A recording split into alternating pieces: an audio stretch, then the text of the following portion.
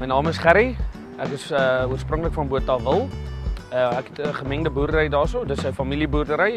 Ons boer hoofsaaklik met mielies, sonneblom, sojas en beeste. 'n Ding wat mense dink ek nie van my weet nie is dat ek sportmal is. Ek is veral rugby. Dat ek ek speel Super Bro, speel Fantasy League. Ek is mal oor rugby treye. Ek volg die sokker nou met die World Cup en snaaks genoeg ek onthou rugby tellings van toe ek op laerskool was nog van die Springbokke. So ek dink dis dalk bietjie weird en wat mense nie van my weet nie.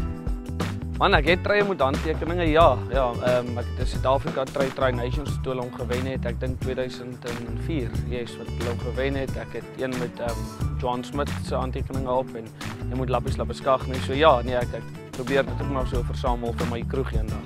Man, vir pret, naweke is dit maar ek my pelle. Ons braai elke liewe naweek. Moet sê braai. Maar ons kom ook maar nooit daarby uit. Nou kyk ons maar die sport, die rugby en ons kuier. En dis elke naweek se storie. So dit is maar wat ek vir van doen.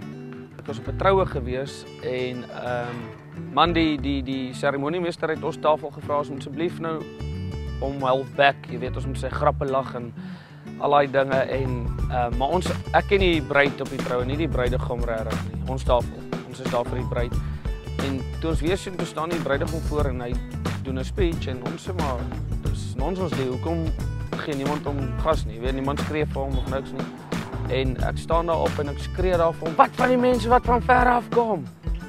En dis choopstal in hy saal en hy sê luister ek's besig om 'n huildrank op my oupa en ouma aan te stel. En dis dit nie sy speech nie. So dit was baie embarrassing. So niemand het gelag nie. Dis regtig lekker.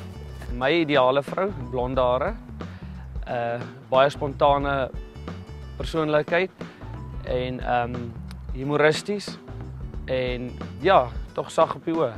Ons eerste seisoen moet baie spesiaal wees. Ek dink nie jy moet dinge rush nie. Ek dink dit moet ook op die ingewing van die oomblik wees. Dit moenie beplan wees nie. So ja, maar soos ek sê baie spesiaal, ja. Ek dink die mooiste ding van 'n dame vir my sal wees hoe sy my vriende hanteer. As sy hulle mooi hanteer, sal dit vir my baie belangrik om soos sy my hanteer, hulle ook te hanteer.